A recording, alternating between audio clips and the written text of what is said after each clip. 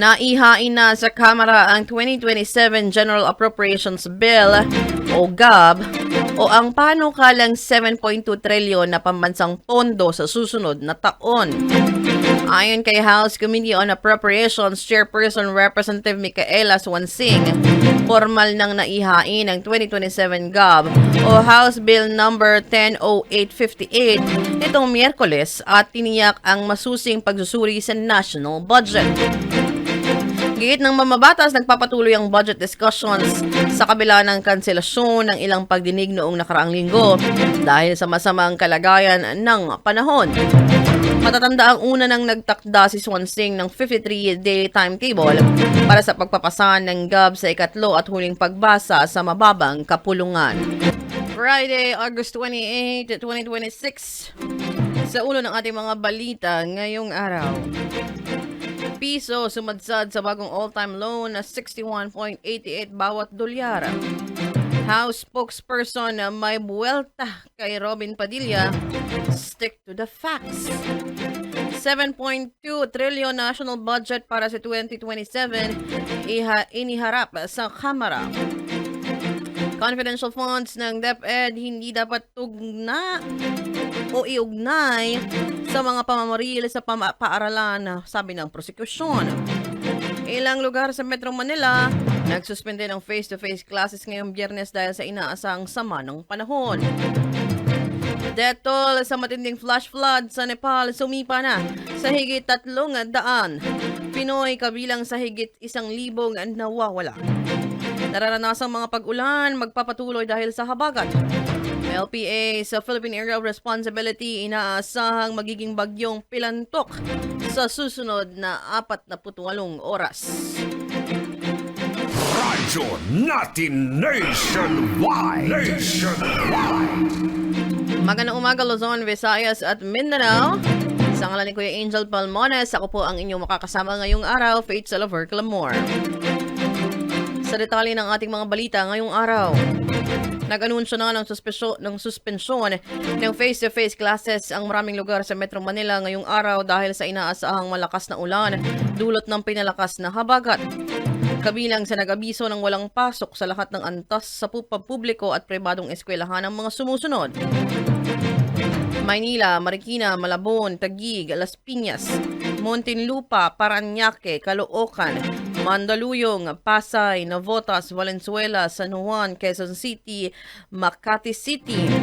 Para naman sa kinder hanggang senior high school at alternative learning system, Pasig City at Pateros wala ding pasok.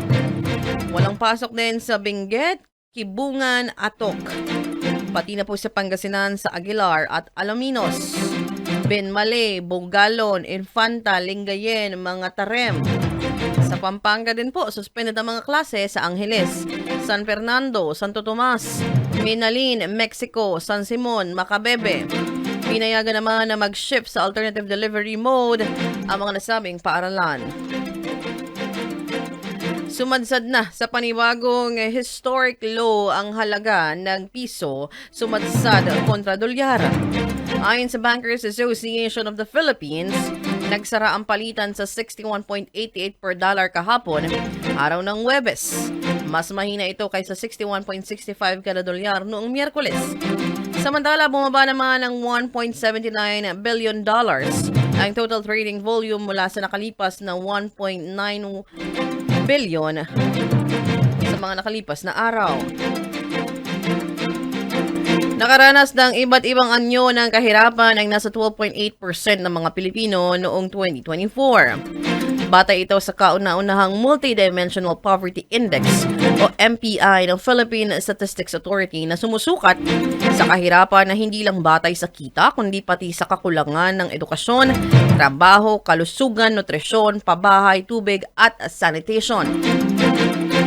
Mula sa 12.8% na pamilyang itinuturing na multidimensional poor, lumalabas na edukasyon ang pinakakaraniwang problema, partikular na sa mga adult na hindi nakapagtapos ng high school. Sumusunod dito ang pabahay, tubig at sanitation. At ayon kay Economy Secretary Arsenio Balisacan, Makakatulong ang MPI upang matukoy kung saang sektor at lugar ang higit na kailangan ng tulong at programa ng gobyerno. Nauna nang inulat ng PSA na bumaba na sa 97.1 or 9.7% ang poverty incidence sa bansa noong 2025, ang pinakamababang antas na naitala. Muling nagtaas ng interest rate ang Bangko Sentral ng Pilipinas sa ikatlong sunod na pagkakataon ngayong taon dahil sa patuloy na banta ng mataas na inflation. Itinaas ang Monetary Board ng 25 basis points ang key policy rate kaya umakyat ito ng 5%. Ayon kay BSP Governor Eli Remoluna, kailangan ng preemptive rate hike dahil na posibleng epekto ng matinding El Nino, pagtaas ng minimum wage at patuloy na pagbabago sa presyo ng langis.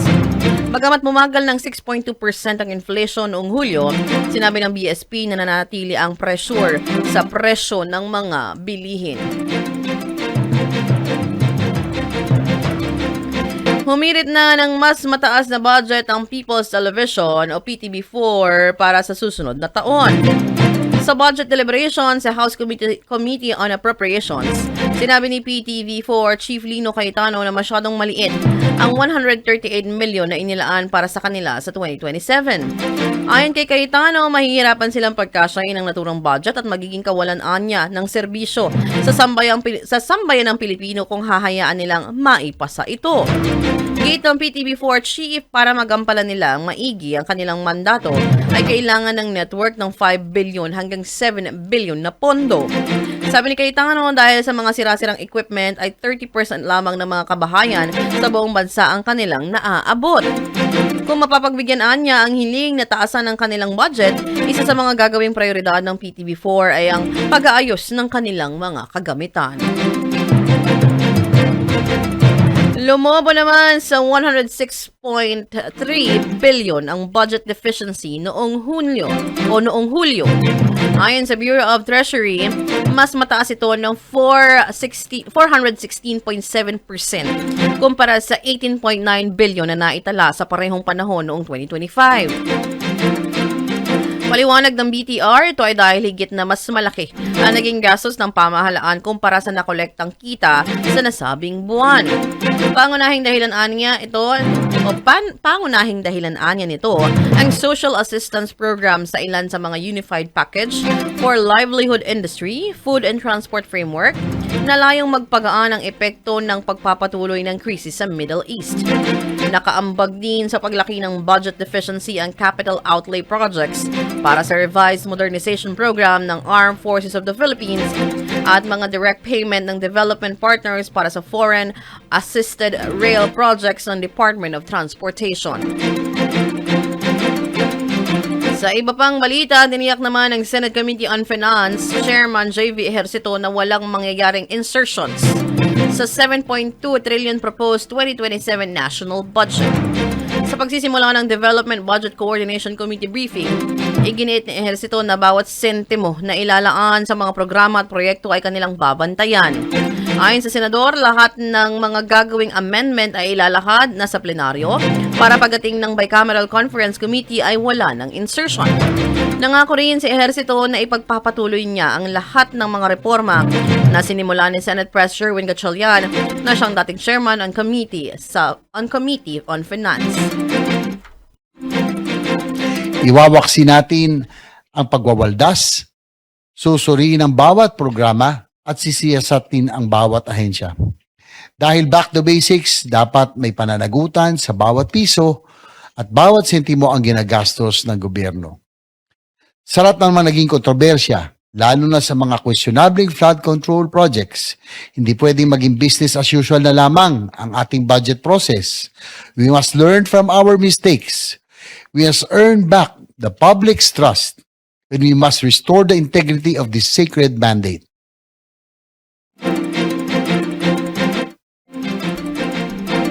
Sa ibang balita naman, tinukoy ng Mandaluyong City Police ang nasa likod ng mensaheng na dulot o nagdulot ng pangamba sa seguridad ng Lasal Green Hills sa Mandaluyong City. Ayon kay Mandaluyong City Police Chief Colonel Reynan Patam, isang estudyante ang nagpakilalang shooter sa isang group shot. Munsod ng takot ng iba pang estudyante, agad nilang ipinagbigay ito sa kanilang mga magulang, dahilan upang umaksyon din ng pamunuan ng paaralan at mga otoridad at nagpatupad ng online classes kahapon. Nakipag-ugnayan na ang school official sa mga magulang na naturang estudyante upang maisalang ito sa investigasyon. Iminungkahi ng Department of Interior and Local Government na payagan ng mga pulis na magsagawa ng inspeksyon sa bahay ng mga legal gun owner upang matiyak ang wasong pagtatago ng kanilang mga armas.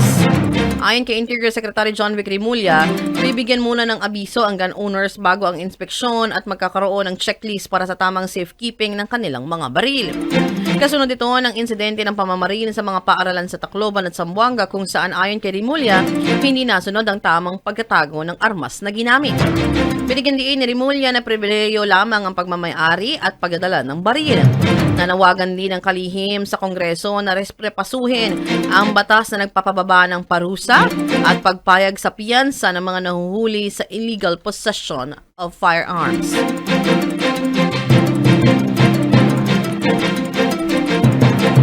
Pinabilisan na ng DILG ang pag-amyenda ng nasabing law sa Kongreso na Robin Padilla Law. Ayon kay DILG Secretary John Vic Rimulya, dapat higpitan pa ang pag-iingat ng mga armas sa harap ng mga nangyayaring karakasan sa mga paaralan na kinasasangkutan ng mga estudyante. Gate ni Rimulya, kailangan gawin ang non-available ang illegal possession at loose firearms. Pagbibigay diin ng kalihim, dapat magkaroon din ng pananagutan ng gun owner na pabaya sa pag-iingat at pagtatago ng kanilang mga armas. If we do repeal the Robin Padilla law, and I hope that this distinguished body acts on it, I would request that you add additional funds for the BJNP to enhance their facilities, because the loose firearms in this country are prevalent, and if we catch them, it will be non-bailable. So we will need more room in our jails. Pag na-rebellion, pupuno natin yung BJMP. If we are 200 capacity, baka mag 300% capacity tayo, sir. Yeah. As a matter of fact, Radyo natin nationwide.